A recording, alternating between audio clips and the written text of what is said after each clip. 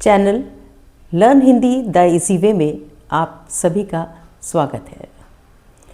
Board की परीक्षाएं एकदम पास आ गई हैं और मुझे पूरा विश्वास है कि सभी बच्चे पूरे जोर शोर से परीक्षा में अधिक से अधिक मार्क्स लाने की तैयारी कर रहे होंगे।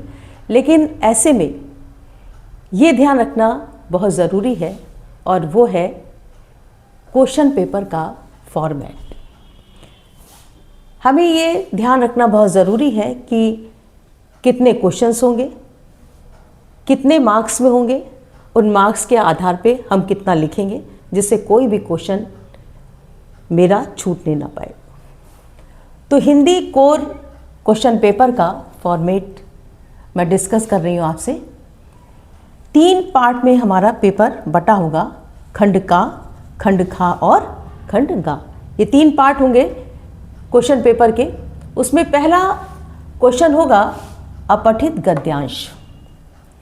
अपठित गद्यांश ये लगभग 250 शब्द का एक पैसेज हमको दिया जाएगा, जिसमें हमारे मल्टीपल चॉइस वाले 3 नंबर के प्रश्न होंगे।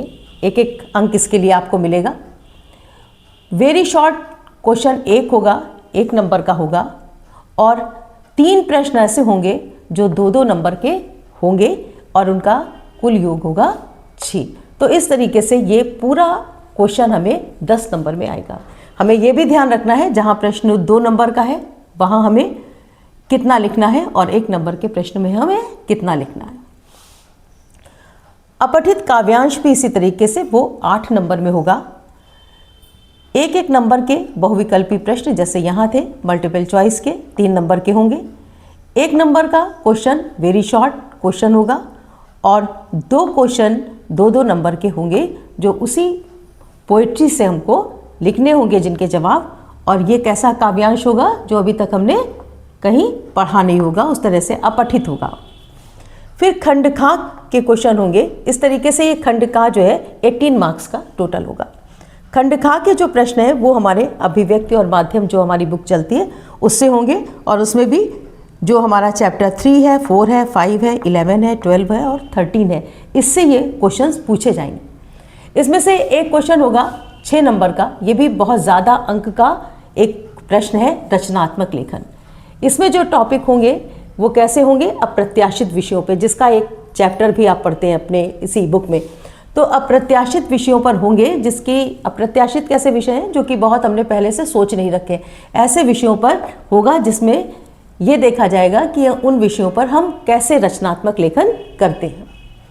ये 6 नंबर का होगा। उसके बाद प्रश्नों के उत्तर अभिव्यक्ति और माध्यम से ही जो ये चैप्टर्स इधर बताए हैं, इसी में से क्वेश्चन होंगे, 4 प्रश्न होंगे 2-2 अंक के। इस तरीके से 8 नंबर के ये क्वेश्चन आंसर होंगे। और इसी में 2 क्वेश्चन होंगे ऐसे जो 4-4 नंबर के होंगे। अब ये जो 2-2 नंबर के प्रश्न हैं इनका शब्द सीमा 60 तय की गई है, और जो हमारे 4 नंबर के ये प्रश्न हैं ये 80 शब्द इसके लिए होंगे जो डिटेल क्वेश्चन हमको लिखने हैं। तो इस तरीके से 2 प्रश्न 4-4 अंक के होंगे, ये इनकी शब्द सीमा 80 होगी, और 4 प्रश्न हमारे 2-2 नंबर के होंगे जो कि हमें 60 शब्दों में इसका जवाब लिखना होगा। खंडगा जो है वो आरोह और वितान के प्रश्नों से होंगे, जिसमें से पहले काव्यांश पर आधारित प्रश्न होंगे। ये भी 1x5 जैसे लिख रखा है, 1-1 नंबर के प्रश्न होंगे जिसमें आपको सही जवाब, मल्टीपल चॉइस क्वेश्चन होंगे जिसमें आपको सही जवाब देखना होगा। ये कैसे काव्यांश हैं जो हमने पढ़ रखे हैं किताब में, उससे। फिर इसी से काव्यांश पर आधारित प्रश्न पूछे जाएंगे, जिनमें 3 में से हमको 2 प्रश्न करने होंगे, और ये कितने नंबर के होंगे, 6 नंबर के।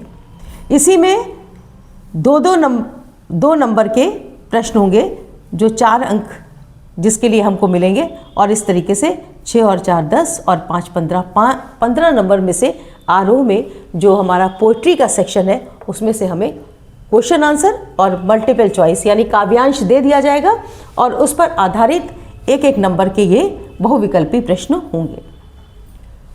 इसी तरीके से जो गद्यांश हमने पढ़ रखे यानी गद्य से जो हमने पाठ पढ़ रखे उसमें से भी इसी तरीके से 5 नंबर के ये प्रश्न होंगे जो मल्टीपल चॉइस के क्वेश्चन होंगे।